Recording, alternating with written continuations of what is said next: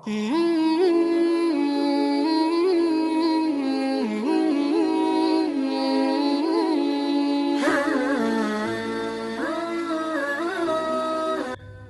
باللہ من الشیطان الرجیم، بسم اللہ الرحمن الرحیم۔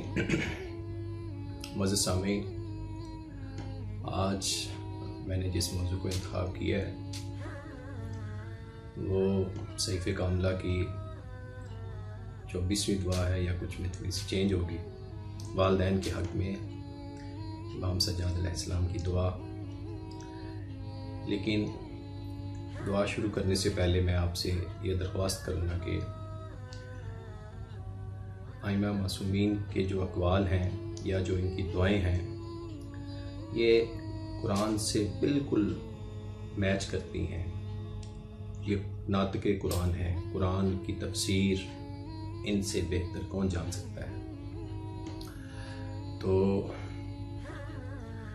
میں دعا کی طرف آؤں گا، لیکن میں تھوڑا سا پہلے قرآن کے سلسلے میں سورہ الاحقاف میں اللہ تعالیٰ نے ارشاد فرمایا آیت نمبر 15، 16 اور 17 میں کہ اور ہم نے انسان کو اپنے ماں باپ پر احسان کرنے کا حکم دیا ہے۔ اور میں اس کی ورڈ ٹو ورڈ ٹرانسلیشن نہیں کر رہا، میں اس میں جسٹ آپ کو 3 بتا رہا ہوں کہ جو اس میں قرآن کی اس آیت میں کو آپ ضرور کائنڈلی، میری آپ سب سے درخواست ہے، اگر آپ کو کبھی دن میں ٹائم ملے یا جب بھی کبھی ٹائم ملے تو please you should recite these 3 آیات۔ تو اس میں 2 چیزیں بیان کی گئی ہیں ان آیات میں۔ ماں کا مقام زیادہ ہے باپ سے، اس کی وجہ یہ ہے، یہ نہیں ہے کہ باپ کا احترام نہیں ہے، ماں باپ کا احترام اپنی جگہ پہ، لیکن اللہ تعالیٰ نے کہا ہے کہ ماں نے جو تکالیف برداشت کی ہیں، کچھ روایات میں ہے کہ 6 سے 9 مہینے تک بچے کو ماں پیٹ میں رکھتی ہے، اور اس کے بعد جب بچہ پیدا ہوتا ہے وہ ہل نہیں سکتا، موومنٹ نہیں کر سکتا اپنی مرضی سے، کھا نہیں سکتا، تو ماں کے اندر ایک شفقت، ایک ایسی محبت ڈال دی جاتی ہے کہ وہ بچے کو پروان چڑھائے۔ اور پھر آگے جا کے اسی آیت میں بتایا گیا ہے کہ پھر اے میرے رب مجھے توفیق دے کہ میں تیری اس نعمت کا شکر ادا کروں۔ شکر کے موضوع پہ ہم بعد میں آئیں گے۔ شکر سے مراد ہے کہ انسان کے درجے ہیں، پہلے لڑکپن ہے، پھر جوانی ہے۔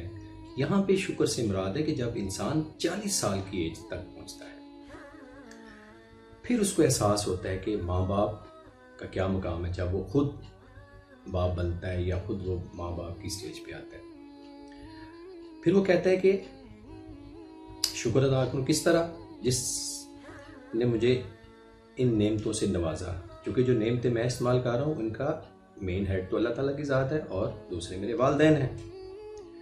ان کے ساتھ میں نیک عمل کروں جیسے تو پسند کرے، اور میری اولاد کو بھی میرے لیے صالح بنا۔ مطلب خالی اپنے لیے دعا نہیں کہی قرآن نے، پھر اولاد کے لیے دعا کرنے کے لیے کہ اولاد بھی صالح ہو، اور میں تیری طرف رجوع کرتا ہوں۔ مطلب یہ وہ سٹیج ہے جو میں آپ کو بتا رہا ہوں 40 ایئرز والی کے، 40 سال تک بندہ مینٹلی طور پہ فزیکلی میچور ہو جاتا ہے۔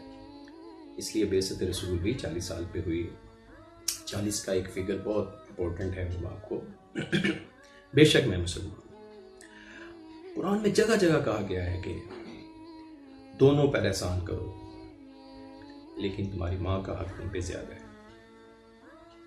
ٹھیک ہے نا؟ رسول خدا نے جب ایک دفعہ کہا کہ تمہاری ماں تمہاری ماں تمہاری ماں، سیڑھیاں کٹتے ہوئے جواب دیا، تو پھر چوتھی دفعہ کہا تمہارا باپ، تو نو ڈاؤٹ کہ اس میں مقام اپنی جگہ پہ، لیکن قرآن میں ماں کا مقام زیادہ ہے۔ آپ اور میں نے مجھ سمیت کس نے اللہ تعالیٰ کو دیکھا ہے؟ کسی نے اللہ تعالیٰ کی ذات کو نہیں دیکھا۔ اگر آپ اللہ کو خوش رکھنا چاہتے ہو، آپ اللہ کو راضی رکھنا چاہتے ہو، تو بہترین سورس آپ کے سامنے ماں باپ ہیں۔ اگر آپ کے ماں باپ آپ سے خوش ہیں تو اللہ تعالیٰ کی ذات خوش ہے۔ اچھا، قرآن میں ایک اور جگہ ارشاد فرمایا ہے، ارشاد الہی ہے کہ تمہارے پروردگار نے یہ حکم دیا ہے۔ کیا حکم دیا ہے؟ اس کے سوا کسی کی عبادت نہ کرنا، اور ماں باپ کے ساتھ بلائی کرو، اور ان میں سے کوئی ایک یا دونوں بڑھاپے کی سٹیج پر پہنچ جائیں تو ان کے سامنے اف تک نہ کہو، ان کے ساتھ شفقت اور مہربانی کے ساتھ پیش آؤ، عاجزی کے ساتھ پیش آؤ، اور جس طرح ان دونوں نے بچپن پر میری پرورش کی اس طرح تو ان پر بھی رحم کرنا۔ معزز سامعین، اس پہلے مرحلے میں نے آج تھوڑی سی تمہید باندھی ہے، تو میں دیکھ رہا ہوں کہ ٹائم کافی ہو چکا ہے۔ تو پہلے مرحلے میں نے آپ کو امام کی دعا سٹارٹ کرنے سے پہلے یہ بتایا کہ دعا، یہ جو والدین کا احترام ہے یہ قرآن سے ثابت ہے۔ قرآن میں جگہ جگہ کہا گیا ہے کہ اللہ کی اطاعت کرو، ساتھ ہی ماں باپ کی اطاعت کرو، ٹھیک ہے نا۔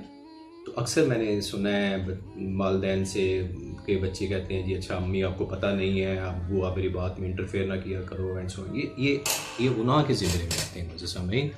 تو ہمیں دعا کرتا ہوں اللہ تعالیٰ سے کہ ہمیں اپنی اولاد کو صحیح تربیت اور اولاد کو ماں باپ کا احترام کرنے کی توفیق عطا فرمائے۔ اور آخر میں اس سیگمنٹ میں آپ سب سے یہ دعا کروں گا کہ اپنے مرحومین کے لیے اور ان کے لیے جن کا کوئی فاتحہ پڑھنے والا نہیں ہے، اور خاص کر میری والدہ محترمہ کے لیے ایک سورہ فاتحہ کی تلاوت کیجیے گا۔ وما علینا الا البلاغ۔